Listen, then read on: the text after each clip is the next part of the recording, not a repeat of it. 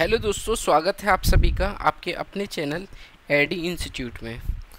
तो दोस्तों, हम हिस्ट्री के पीवाईक्यूज़ को सॉल्व कर रहे थे। आज इसी कड़ी में हम कुछ और पीवाईक्यूज़ को सॉल्व करेंगे। चलिए शुरुआत करते हैं आज के पहले क्वेश्चन के साथ में। तो पहला क्वेश्चन है, भारत में वैदिक सभ्यता डैश नदी के किनारे विकसित हुई थी। ओके, तो आपको पता है जो वैदिक सिविलाइजेशन है वो इंडस वैली रीजन के पास वाले क्षेत्र में हम बोल सकते हैं। वो क्षेत्र, इसको सप्त सैंधव सभ्यता भी बोलते हैं। सप्त सैंधव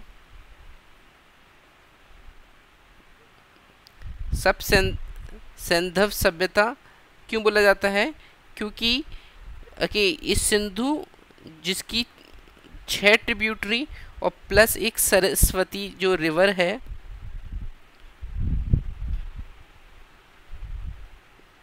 उसके उस एरिया में ये जो सभ्यता है वो विकसित हुई थी। इसलिए क्योंकि इसमें तापी, गोदावरी, नर्मदा, ये जो सारी रिवर हैं वो पेनिनसुलर इंडिया की रिवर हैं, तो यहाँ पर ये नहीं हुई थी। तो इसका सही आंसर हो जाएगा सरस्वती के किनारे ये विकसित हुई थी। अगला प्रश्न है, वेदांगों के संदर्भ में निम्नलिखित शब्दों में से कौन सा शब्द अनुष्ठान को दर्शाता है? मैं पहले आपको बताना चाहूँगा, वेदांग जो हैं वो वेदों को समझने के लिए 6 मुख्य अंग हैं जिनसे वेदों को हम समझ सकते हैं, जिसमें 4 आपके सामने दिए हैं: शिक्षा, कल्प, छंद, व्याकरण। इसके अलावा एक होता है इसमें निरुक्त,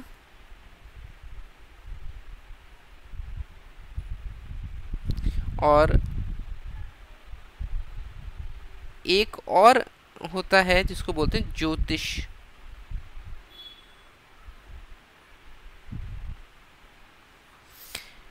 ओके, ये क्वेश्चन पूछता है कि अनुष्ठान या फिर रिचुअल्स के लिए कौन सा वर्ड यूज़ किया जाता था। तो जो वर्ड यूज़ किया जाता था वो था कल्प। इन 6 वेदांगों को याद रखने के लिए एक छोटा सा निमोनिक आप याद रख सकते हैं, स्कैवेंजर।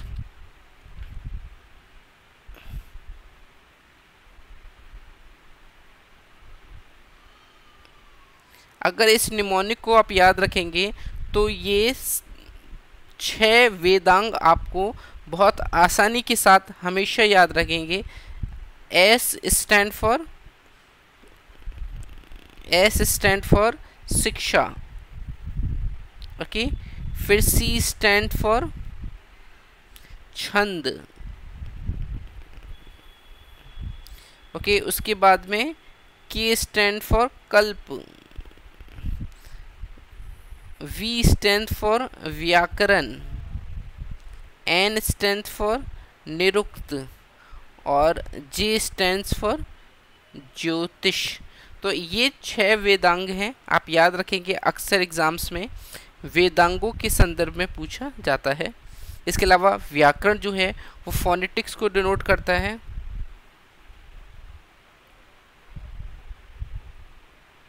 इसके अलावा शिक्षा, ग्रामर को, नॉट फोनेटिक्स, ये ग्रामर को डिनोट करता है। ये शिक्षा है वो फोनेटिक्स को डिनोट करता है। ओके, और ये अभी हमने पढ़ा कल्प किसको? रिचुअल्स को डिनोट करता है। चलिए अगले प्रश्न पर आते हैं। अगला प्रश्न है, महाबलीपुरम में 5 रथों में से 4 रथ जिनमें एक युधिष्ठिर या धर्मराज रथ था, दूसरा भीम रथ था, नेक्स्ट अर्जुन रथ था, निकुल सहदेव रथ था, तो 5वां रथ किसके नाम पर था? तो देखो, 5 पांडव तो यहाँ पर आ चुके हैं, है ना। धर्मराज, भीम 2, अर्जुन 3 और नकुल और सहदेव 3 और 2 5। तो 5वां रथ फिर किसके नाम पर था? तो वो था द्रौपदी के नाम पर। तो 5वां रथ था द्रौपदी रथ, आप याद रखेंगे। अगला प्रश्न है, निम्नलिखित में से किस नदी को वैदिक काल में परुष्णी रिवर के नाम से जाना जाता था? तो परुष्णी रिवर के नाम से जाना जाता था रावी रिवर को। ओके, चिनाब रिवर को जाना जाता था अस्कनी रिवर के नाम से।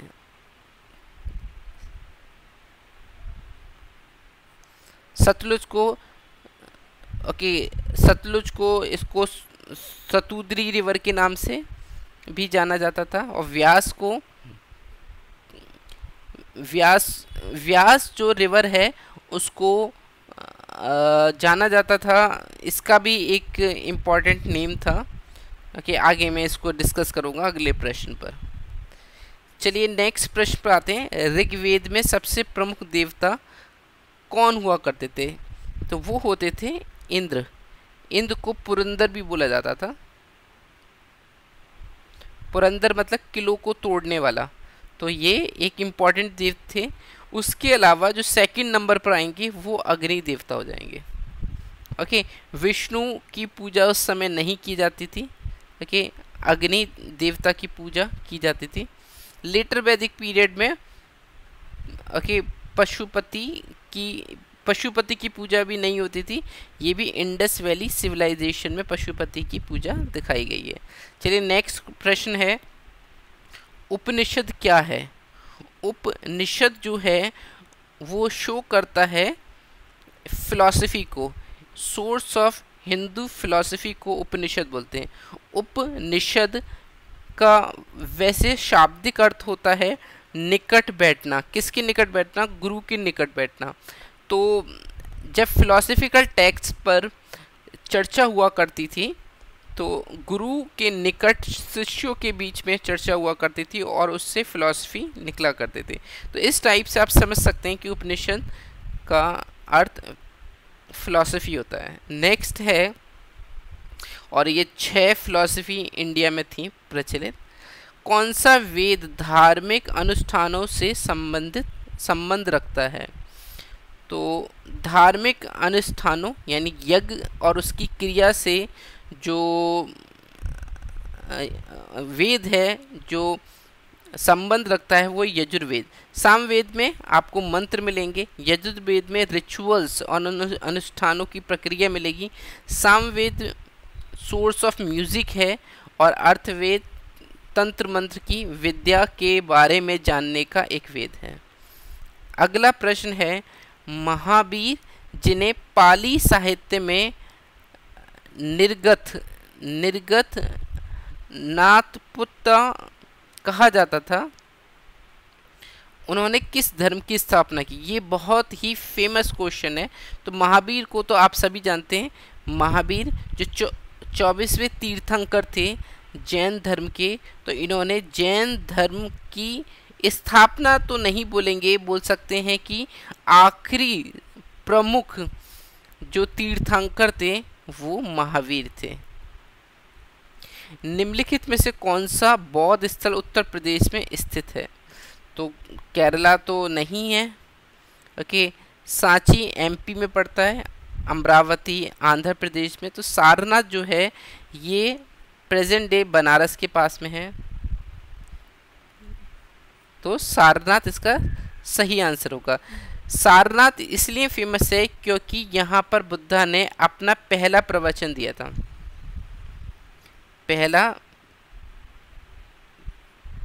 प्रवचन यही दिया गया था। पहला प्रवचन यानी फर्स्ट सरमन यहाँ दिया था। अगला प्रश्न है, निम्नलिखित में से किस स्थान पर भगवान बुद्ध को ज्ञान की प्राप्ति हुई थी? तो ये बहुत ही इजी क्वेश्चन है, बोधगया में हुई थी। बोधगया वो स्थान है जहाँ पर भगवान बुद्ध को ज्ञान की प्राप्ति हुई थी। निरंजना रिवर, निरंजना नदी के पास पीपल ट्री के नीचे। और ये बुद्ध पूर्णिमा जिसको अभी हमने सेलिब्रेट किया था 22 जुलाई को, उस बुद्ध पूर्णिमा के दिन उनको प्राप्ति हुई थी ज्ञान की। सारनाथ में पहला सरमन दिया था। जैन दर्शन के अनुसार जैन मीमांसा शब्द का अर्थ क्या है? तो जैन मीमांसा शब्द का अर्थ है बीड़ियों से मुक्त होने वाला, फ्री फ्रॉम शैकल्स, उसको क्या बोलेंगे? जैन मीमांसा। अगला प्रश्न है निम्नलिखित में से ऐसी कौन सी एकमात्र सही जोड़ी है जैसी चोल शिलालेखों द्वारा वर्णित की गई है? तो उसमें जो सही मिलान है वो है आपका मिलान number 1, Palichandam land donated to Jain institution, उसको क्या बोला जाता था? पलीचंदम। ओके, शाला भोग जो लैंड हुआ करती थी वो स्कूल्स के मेंटेनेंस के लिए होती थी। ओके, अगला प्रश्न है जैनियों द्वारा अपने पवित्र ग्रंथों के सामूहिक सूत्र से किस शब्द का प्रयोग किया जाता है? Okay, the collective term used by Jains for their sacred text, तो उसको अंग बोला जाता है। अंग और उपंग दो वर्ड यूज किए जाते हैं। उपंग मेन टेक्स्ट को बोला जाता है, तो अंग इसका आंसर हो जाएगा। अगला प्रश्न है त्रिपिटक धर्म ग्रंथ किससे संबंधित है? तो त्रिपिटक बौद्ध धर्म से संबंधित है। ये 3 पिटक, 3 मतलब 3 पिटक, पिटक बेसिकली पेटी को बोलते हैं, तो 3 पिटक। तो कौन कौन से 3 पिटक थे? सूत पिटक,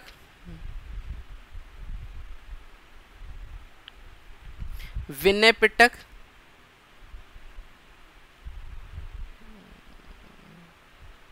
और अभी धम पिटक। ओके, सूत पिटक में भगवान बुद्ध के जो सरमन्स थे, जो उनके प्रवचन थे, उनका उल्लेख है। इसके अलावा विनय पिटक में कोड ऑफ कंडक्ट, जो लॉ एंड ऑर्डर, जो बोल सकते हैं जो आचरण और विचरण है, कैसे बौद्ध भिक्षु को आचरण करना चाहिए, वो विनय पिटक में। और अभी धम्म पिटक बेसिकली फिलॉसफी को शो करता है, जो दर्शन है उसको शो करता है। धम्मा, उनके जो बौद्धों का जो धम्मा है, ओके, उसके बारे में यहाँ पर मिलेगा आपको। अगला प्रश्न है प्रथम बौद्ध परिषद कहाँ आयोजित हुआ था? तो ये चारों बौद्ध परिषद इन 4 ऑप्शंस में दिए हैं। तो सबसे पहला हुआ था राजगीर में, दूसरा हुआ था वैशाली में, तीसरा हुआ था पाटलिपुत्र में, और चौथा हुआ था कश्मीर में। ओके, इसी ऑर्डर में हम देखते हैं कि जो बिहार है उसकी कैपिटल चेंज हुई थी। तो सबसे पहले मगध की कैपिटल जो है वो क्या थी? राजगृह थी, एक गृहवसा थी। उसके बाद में वैशाली हुई, तीसरी पाटलिपुत्र जिसको मॉडर्न डे पटना बोला जाता है, और चौथी जो है वो कश्मीर में हुआ था। यही एक ऐसा है जो मगध के बाहर हुआ था, ये कश्मीर में हुआ था, बाकी सारे मगध में ही हुए थे। ओके, इसमें पाटलिपुत्र वाला जो है वो किसने कराया था? अशोक ने कराया था। अगला प्रश्न है भगवान गौतम बुद्ध के जीवन काल के दौरान 7वीं और 6ठी शताब्दी ईसा पूर्व में कितनी महाजनपद अस्तित्व में थे? तो 16 महाजनपद के बारे में हमें मालूम चलता है। ओके, तो एक जैन ग्रंथ है भगवती सूत्र,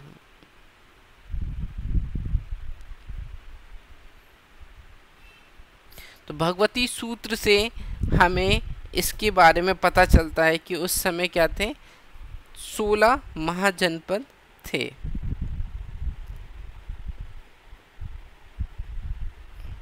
अगला प्रश्न है निम्नलिखित में से कौन सा प्राचीन भारत में राजाओं द्वारा अपना पद स्थापित करने के लिए किया जाने वाला एक प्रकार का बलिदान या सेक्रीफाइस है? Which of the following was not a type of sacrifice, तो नहीं पूछा है। By the king in the ancient India to establish their position, तो वाजपेयी, अश्वमेध और राजसूय ये सारे यज्ञ किए जाते थे। मुर्वेद बेलन ये नहीं किया जाता था, तो ये नहीं किया जाता था, इसलिए यही आंसर होगा, B is the right answer. इसमें सबसे पहले राजसूय यज्ञ जो होता था वो राजा करवाया करता था जब वो अपनी गद्दी पे शासन को स्थापित करता था। तो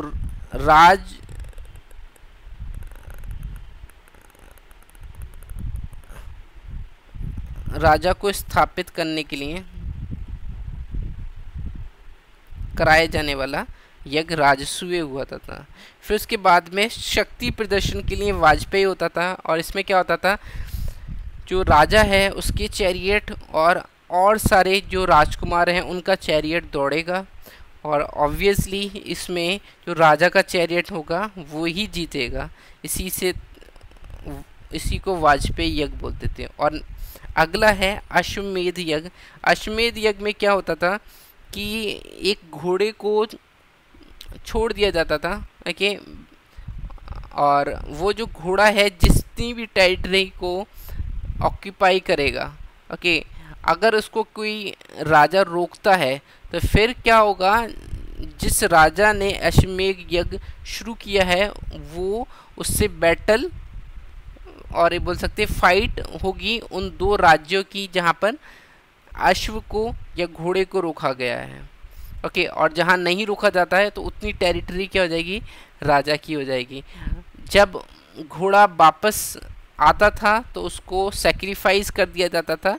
इस तरीके से घोड़े का सेक्रीफाइस ये सिंबलाइज करता था, ये दर्शाता था कि घोड़े ने जितनी टेरिटरी ऑक्यूपाई की है वो राजा को मिल जाती थी।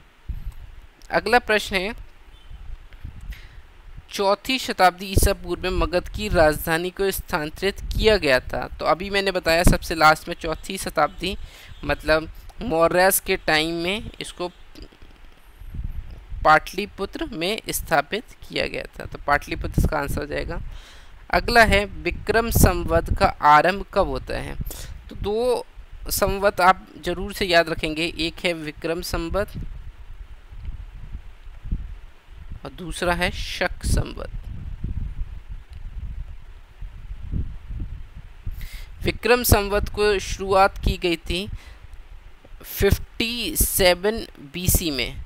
जब भी आपको विक्रम संवत की डेट निकालनी है तो आप उसमें से आज की ईयर में से 57 को माइनस कर देंगे तो आपको जो ईयर मिलेगी वो क्या हो जाएगी, विक्रम संवत हो जाएगी।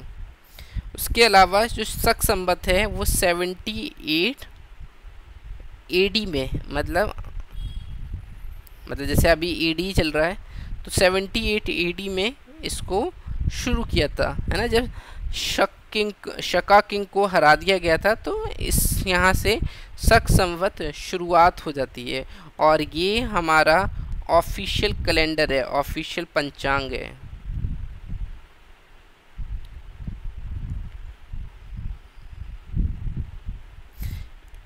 जिसको 22 मार्च 1957 में इंडिया ने अडॉप्ट किया था। तो ये पता होना चाहिए, एक इम्पॉर्टेंट क्वेश्चन है। अगला प्रश्न है, निम्नलिखित में से कौन सा संस्कृत का प्रथम व्याकरणविद था। तो वो था पाणिनि, जिन्होंने जो बुक लिखी थी उसका नाम था अष्टाध्यायी। इस बुक को उन्होंने लिखा था, जो संस्कृत की व्याकरण के बारे में सबसे प्रथम बुक है। तो ऐसे ही और सारी वीडियोस के लिए हमारे साथ में जुड़े रहिए।